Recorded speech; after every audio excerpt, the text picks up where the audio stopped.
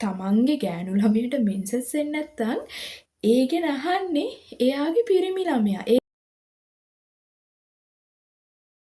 ඉතින් වර්තමානයේ තරුණ පරපුර එහෙම නැත්නම් යෞවන පරපුර ගත්තන් පස්සේ මේ තරුණ පරපුරට යෞවන පරපුරට අවුරුදු 14ත් 19ත් අතර මෙන්න මේ අවුරුදු කාල සීමාවේ සිටින දුවා දරුවන්ට පවතින ප්‍රධාන ප්‍රශ්නයක් තමයි මෙන්සස් වෙන්නේ නැහැ කියන එක.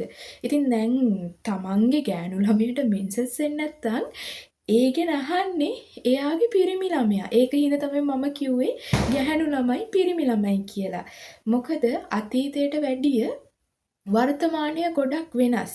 ඉතින් ටිකක් දුරට ඉස්සරහට තොරතුරු හොයාගෙන යනකොට ඇත්තටම මේ අහන්නේ මේ ලිංගික සම්බන්ධතාවකට ගිහිල්ලා ගියන් පස්සේ ඇයි මෙන්සස් වෙන්නේ නැත්තේ කියලා කියන දේ. ඉතින් වර්තමානයේ ගොඩක් දුවා දරුවෝ මේ දේ ගැන දැනුවත් නැහැ.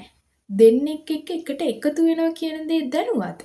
හැබැයි දෙන්නෙක් එකට එකතු වුණන් පස්සේ දරුවෙකු හටගන්නවා කියන දේ දැනුවත් නැති දෝ කියලාත් හිතනවා. මොකද අහන්නේ අපෙන් අහනවා ලිංගික සම්බන්ධතාවයකට ගියන් පස්සේ ඇයි මෙන්සස් වෙන්නේ නැත්තේ කියලා. ඉතින් ඒකට ඉතින් අපි අහනවා වෙනම විස්තර අහනකොට කියනවා අහවල් දවසේ එකට හිටියා. ඉතින් මට මේ දවසේ මෙන්සස් වෙන්න ඕන. තවම මම මෙන්සස් උනේ නැහැ. ඉතින් අපි අහනවා දරුවෝ ඔයා ස්ට්‍රිප් එකක් චෙක් කරාද? ඊට පස්සේ කියනවා නෑ චෙක් කරේ නෑ කියලා. සමහර අය කියනවා චෙක් කරා කියලා. ඒ කියන්නේ මේ දරුවෝ ස්ට්‍රිප් එකක් ගැනත් දැනුවත්. ඒ කියන්නේ ප්‍රෙග්නන්සි එක තමන් ප්‍රෙග්නන්ට් වෙලාද කියලා නැද්ද කියලාත් බලාගන්න තරම් එයාලා දන්නවා ඒ ගැන. ඉතින් එහෙමත් තොරතුරු හොයාගෙන ගියන් පස්සේ සමහර කට්ටිය කියනවා නෑ මම ප්‍රෙග්නන්ට් නෑ කියලා. ඉතින් ප්‍රෙග්නන්ට් නැත්තම් බය වෙන්න දෙයක් නැහැ. කොහොමත් ඔබ ලිංගිකව එකතු වුණා නම් ප්‍රෙග්නන්ට් වෙන්න තියෙන ඒ ඉඩකඩ බොහෝ සෙයින් වැඩි. හැබැයි ඔබ ස්කෑන් එකක් කරලා හරි ස්ටිප් එකක් චෙක් කරලා හරි ඔබගේ රිසල්ට් එක නෙගටිව් වුණා නම් බය වෙන්නට දෙයක් නැහැ.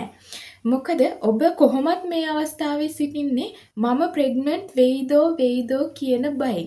එතකොට මෙතනදී ඍජුවම ඔයාගේ මනසට බලපෑමක් එල්ල වෙලා තියෙන්නේ. චිත්ත වේගීය වශයෙන් ඔයාගේ මනස දැන් කියන්නෙම මම ප්‍රෙග්නන්ට් වෙලා ඇති. මම ප්‍රෙග්නන්ට් වෙලා ඇති කියලා. අන්න ඔයාගේ හිත කියන දේ ඔයාගේ ශරීරය, කය ඒකට රියැක්ට් කරනවා.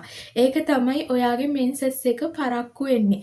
ඔය කාලෙට මෙන්සස් එක පරක්කු නම් පස්සේ ඔය කාලෙට දැනෙනවා මේ පොඩ්ඩක් කෑමක් පිරියක්, ඇඹුල් ಜಾති කන්න ඕන කියලා. ඒ කියන්නේ අපේ මනසෙන් තමයි මේ දේ සිදු කරන්නේ. ඉතින් ගොඩක් ගෑනු ළමයි නෙවෙයි විශේෂයෙන් පිරිමි ළමයි අහන්නේ මෙන්න මේ දවසේ ගියා අපි රූම් එකට තවම මේ මගේ ගර්ල්ෆ්‍රෙන්ඩ් මෙන්සස් උනේ නෑ කියලා.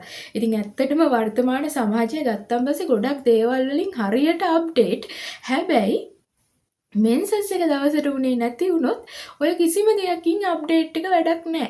ලිංගික සම්බන්ධතා ගැන දැනුම අඩුයි කියලාත් කියන්නට බෑ. ඒ වුණාට සමහරක් වෙලාවට දකින්නට ඇහෙන්නට ලැබෙන්න තියෙන දේවල් එක්ක මේ පිළිබඳව තියෙන දැනුම බොහෝ සෙයින් අඩුයි කියලා තේරෙනවා.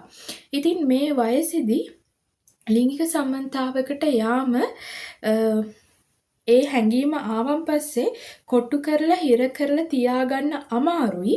මොකද ඔවුන්ට අවස්ථාව ආපු සැනින් ඒ දේ ඉටු කර ගැනීම සඳහා ඔවුන් පෙළඹෙනවා.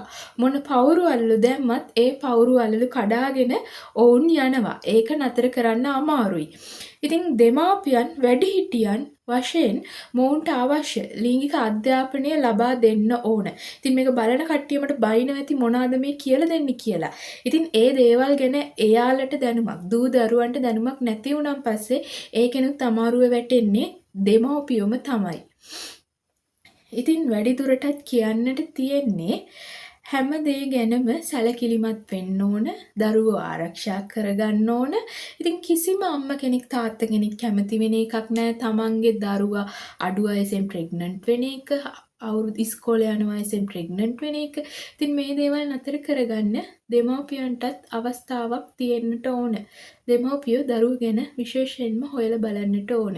ඉතින් මං හිතනවා අර අපිට නිතර ඉන්බොක්ස් එන ප්‍රශ්නෙකට උත්තර හම්බුණා කියලා ආයෙත් ඔය ප්‍රශ්නේ ඉන්බොක්ස් නම් අහන්න එපා අපෙන්.